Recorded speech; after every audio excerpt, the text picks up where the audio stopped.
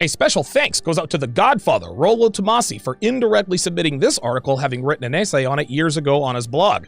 The article is entitled My Naked Truth. It was written by Robin Korth, and it chronicles a weekend she spent with a guy she met in hopes of hooking up with. Now, on its face, it would appear that this is the typical story about how a woman meets a man, spends the weekend with him, they're intimate, they have fun, and so on and so forth. But there are a couple of details that make this story atypical.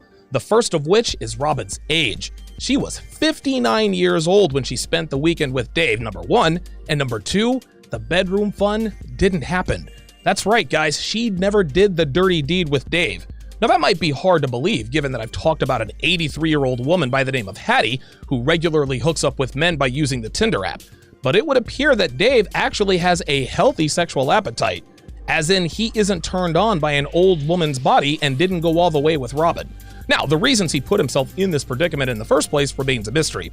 We'll never know why he even entertained this, nor am I interested in finding out.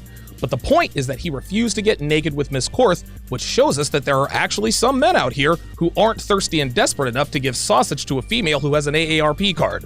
So let's break down this disaster, also known as Robin Korth's shock that Dave didn't want to sleep with her, and further verify that women are always the very last ones to know when they are no longer desirable. Naked, she starts, I stood at the closet doors with the lights on and made myself ready. I took a deep breath and positioned the mirror so I could see all of me. I consciously worked to remove my self-believed inner image. I opened my eyes and looked carefully at my body, and my heart lurched at the truth. I am not a young woman anymore, she says. I am a woman well-lived. My body tells of all the years she has carried my spirit through life. This is going to be all kinds of fun to dissect, but first, let me quickly remind you that my signature relationship course, Relationship Foundation Fundamentals, drops in 6 days. That's less than a week away. The lovely and talented Devin and I will take you from point A to point Z in building a strong foundation for a good, solid relationship. All enrollees will get access to our week-long private webinars where we answer all of their questions about foundational fundamentals in relationships. And don't forget, this course is jam-packed with bonuses. Bonus number 1, the audiobook and ebook version of my signature publication, The 49 Laws of Sharpe. The 49 Laws of Sharpe is the key to building your foundational knowledge about how the dating market works here in 2022. Having this knowledge will make the process of finding the right candidate much easier. Bonus number 2, the video and audio version of my game and seduction course, How to Master the Game. You don't go from zero to relationship without attracting women first. How to Master the Game will teach and show you exactly how to become attractive to women and how to keep them in your orbit and attracted to you. Bonus number 3 is the Shit Test Guide. The Shit Test Guide is absolutely paramount to your relationship success. Shit tests from women are a part of life, gentlemen, and if you fail too many too quickly, it will have a negative impact on your relationship, regardless of how great you or your candidate is. Bonus number 4 is the Gold Digger Guide. The Gold Digger Guide will help you to weed out the kinds of women who are only looking to exploit you financially. Yes, finances are important to women, as they should be, but if that's all she wants from you, then she will take advantage of you by draining you of your time and your resources without providing anything of value in return. Bonus number 5 is twofold. The first part of the latest bonus are all of the full speeches from the second annual CME.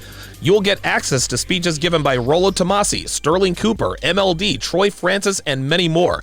And you'll get to check out my one-on-one talk with the star of Temptation Island Season 3, Kendall Kirkland. But I'm not done. There is a second part to this bonus, which is access to the never-before-seen post-speech interviews. That's right, guys. You'll get access to the exclusive one-on-one interviews the speakers gave right after they left the stage. No one has ever seen these interviews, but on September 1st, you'll have that opportunity. Guys, this raises the total value of all of the bonuses to over $1,000, and I still have one more bonus to announce, and I can assure you that if you're on the fence about enrolling, this last bonus will make this decision very easy for you. So why are you still waiting to get on the list? Space is limited and spots are going fast, so get your asses over to tsracademy.com/howtorelationship right now to lock down your spot. Because enrollment is for a limited time only, and once enrollment is over, it's over. Link in description. Okay, let's pick up where we left off when Robin is staring at her 59-year-old naked body in the mirror and is smacked with a hard dose of reality. So halfway through, she admits that she doesn't look as good as she makes herself believe when she said, "Remove my self-believed inner image." She knows she is not desirable when she's naked, but her female hard drive simply will not let her acknowledge it. Women do this all the time. The truth is staring them right in the face, but they make up a false truth so that they can sleep at night. Don't get it twisted, guys. A woman's self-worth doesn't come from themselves. It comes from male attention. And the amount of male attention any woman gets is 100% dictated by her attractiveness and nothing else. And women know this. This is why they have a nervous breakdown when men stop pursuing them for bedroom fun. They can talk all they want about their personalities, what they bring to the table, and anything else. But deep down, they know that their worth is determined by men, and men base a woman's worth on the way she looks. Yes, there are other factors involved, but if a woman isn't sexually attractive, anything else she brings to the table doesn't matter. Then she keeps it real when she says she lurched at the truth, which was that she was not a young woman anymore, but she still sugarcoated this. Of course you're not a young woman anymore, you're 50-freaking-9. But what she meant was, I'm not sexually attractive anymore. Men don't want to sleep with me anymore. She can't say this out loud because she knows that a woman who isn't attractive is useless to men. She knows this. Now, if she were married at 59, it'd be a different story. No, she wouldn't be physically attractive, but as a wife of 35, maybe 40 years, she still adds value to her husband's life outside of hanky-panky. She had his children, she helped raise a family, she elevated his life, and helped him in his endeavors and so forth. So at 59, she still has use to her husband even when not physically attractive anymore. But a 59-year-old woman who is single has no use to any man, not even in bed. And again, Robin is acutely aware of this. But she can't say, I'm not physically attractive anymore, because she would be admitting to herself that she is useless to men, and that is a very difficult truth to wrap your head around as a woman, which is why they try to hold on till the bitter end. But then she immediately reverses skate and says, I'm a woman well-lived, as a response to her conscience telling her that she has no value to men anymore. She's characterizing sleeping around as well-lived. This is simply her trying to romanticize having slept around. Women sleep around all the time, but they actually never call it what it is, which is sleeping around. Robin calls it well-lived. Janelle Testa calls it exploring your inner self. Amy Horton calls it finding myself. Women never ever call hooking up with a bunch of dudes, hooking up with a bunch of dudes. No, they have to sugarcoat it to make it sound like this profound, arduous process that requires introspection, self-examination, and deep inner thought. Robin Korth just did exactly the same thing when she said, I'm a woman well-lived. Then she doubled down on the next sentence by saying, my body tells of all the years she has carried my spirit through life. All this paragraph is saying, guys, is that she's given her body to so many men that her body aged quickly, and the result of her decision to sleep with hordes of men has rendered her 59-year-old eggplant emoji-ravaged body no longer physically attractive. That's it.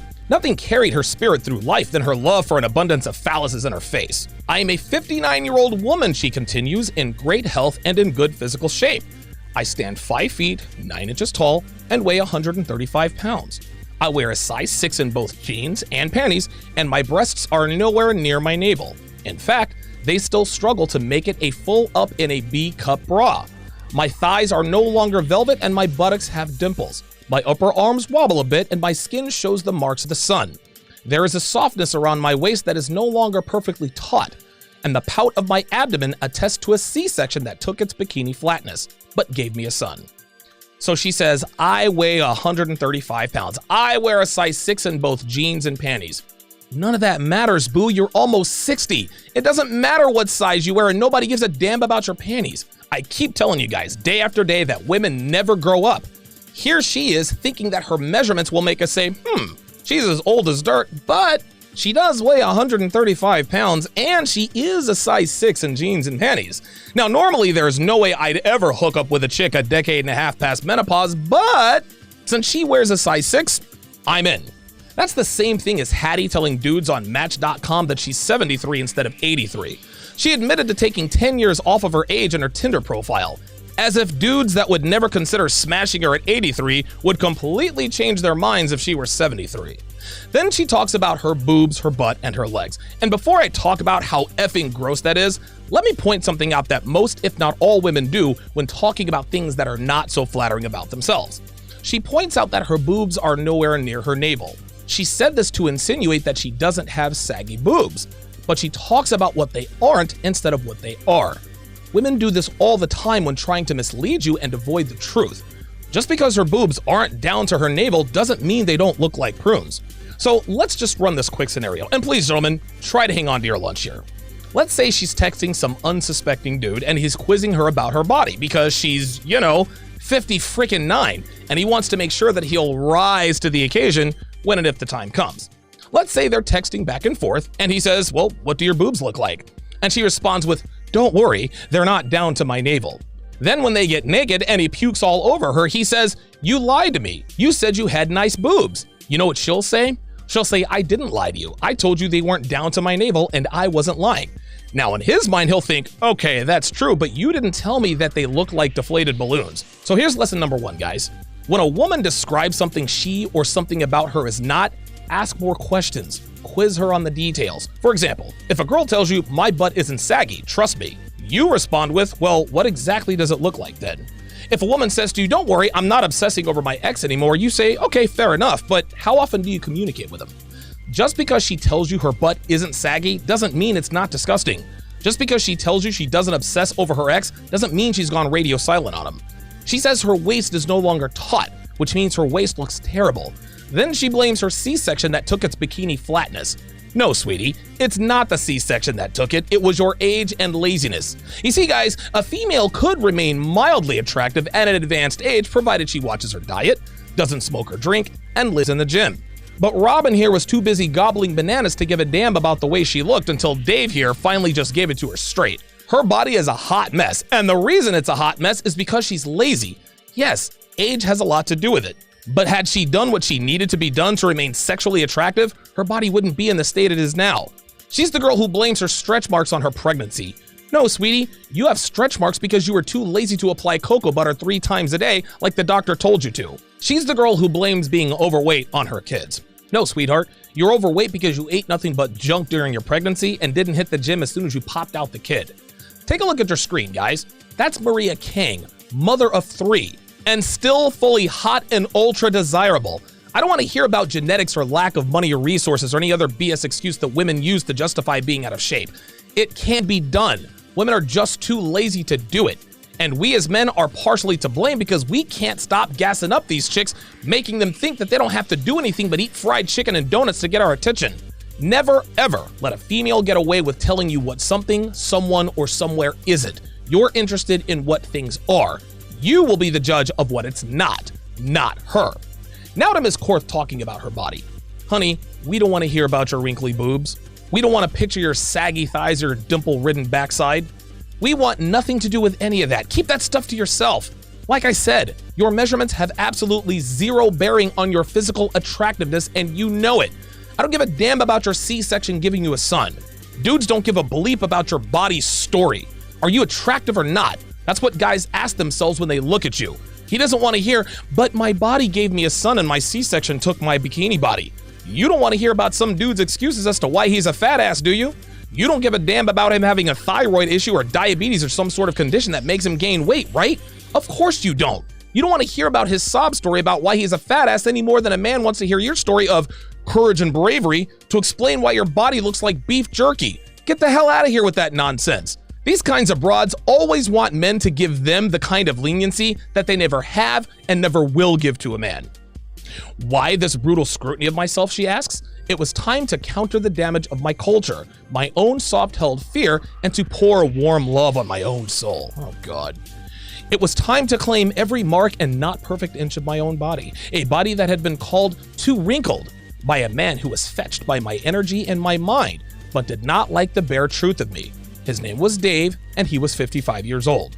We met on a dating site, she says. Dave was interesting, gentlemanly, and bright. He held my hand and toured with me on long bicycle rides. He drove many miles to come to my door. He made meals for us both and ruffled my dog's happy head. I was enticed and longed for the full knowing of this man. And so we planned a weekend together. That's when things got confusing, unspoken, and just not quite there. We went to bed in a couple's way, unclothed and touching. All parts near, oh God. Kisses were shared and sleep came in hugs. I attempted more intimacy throughout the weekend and was deterred each time. There she goes again with telling us what her body is not rather than telling us what it is. She said, not perfect inch. Translation, old and decrepit body. Then she wants us to feel sorry for her because Dave called her body too wrinkly, even though he was fetched by her energy and mind. Which brings me to lesson number 2, and this one's for the ladies. And ladies, Please pay attention here because I'm about to tell you something you already know but never want to acknowledge out loud to yourselves or anyone else. And I said this earlier, but it's worth repeating because you people can't hear this enough. If you are not sexually attractive, we don't give a damn about your energy or mind. So you've got a degree and you make 6 figures. That's great and all, but if you've got more chins than boobs, I don't care. What's that you say? You have a charming, feminine personality and you can prepare home-cooked meals for breakfast, lunch, and dinner? Great, but if you're out of shape, I don't care. Still not interested.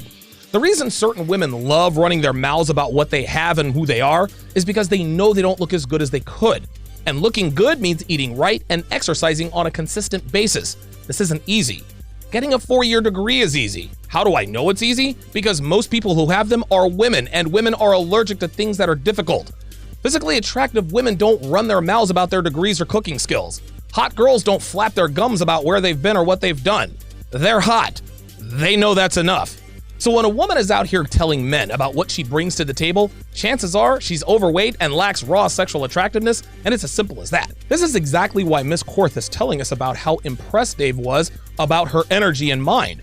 Because when the rubber met the road, Dave didn't want her. So she, like all women, pointed out her other attributes so as to make us think, why was Dave not attracted to her? He was impressed with her energy and mind. What gives? On Monday evening over the phone, I asked this man who had shared my bed for 3 nights running why we had not made love. Your body is too wrinkly, he said without a pause. I have spoiled myself over the years with young women. I just can't get excited with you. I love your energy and your laughter. I like your head and your heart, but I just can't deal with your body. I was stunned, she said. The hurt would come later. I asked him slowly and carefully if he found my body hard to look at. He said yes. So this means seeing me naked was troublesome to you? I asked. He told me he had just looked away, and when the lights were out, he pretended my body was younger, that I was younger. My breath came deep and full as I processed this information. My face blazed as I felt embarrassed and shamed by memories of my easy nakedness with him in just days past. We talked for some time more, my head reeling at the content of the conversation.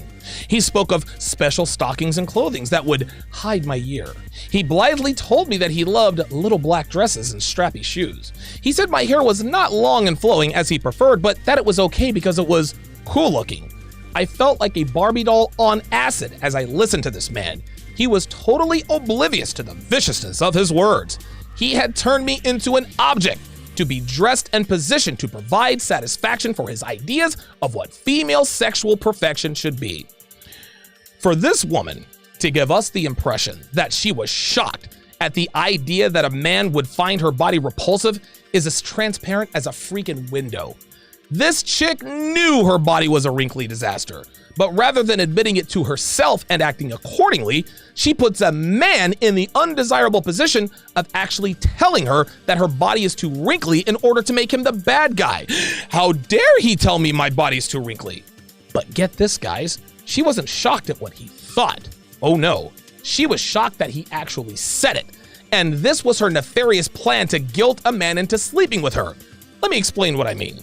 You see, gentlemen, Miss Korth here tried to pull what women do all the time, which is pretending to ignore the truth, then relying on a man to be afraid to tell her the truth, then hoping he'll sleep with her in order to avoid sticking to the lie he told her when he said, "There's nothing wrong with your body. You're not overweight at all. Your body isn't too wrinkly." Robin Korth was relying on a man's fear of not telling her the truth so she could get lucky. She was going to put his feet to the fire and hoped he caved. Well, if there's nothing wrong with my body, she probably would have told him, then why don't you sleep with me?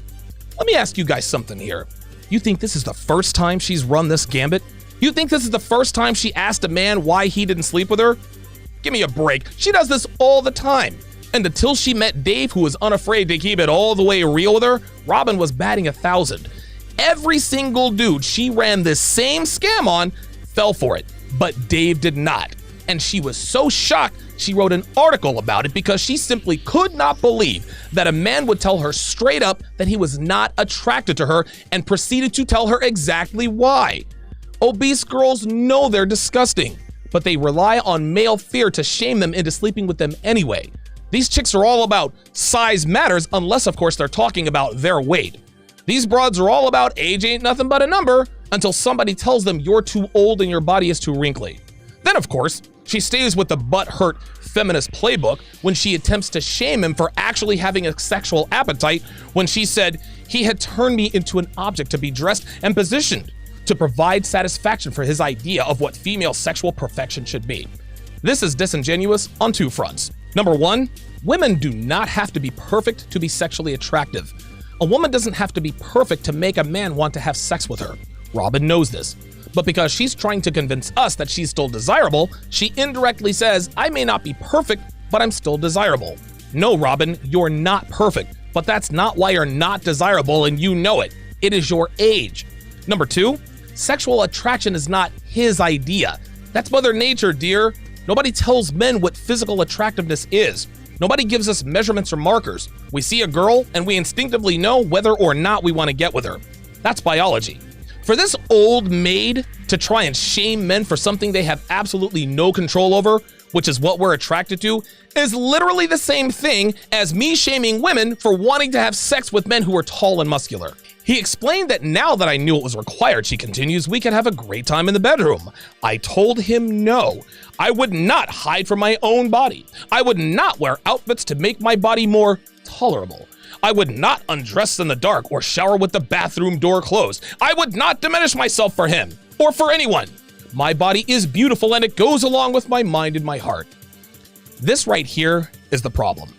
A man told you, Robin, what you could do to become more sexually attractive to him, but you say that's diminishing yourself.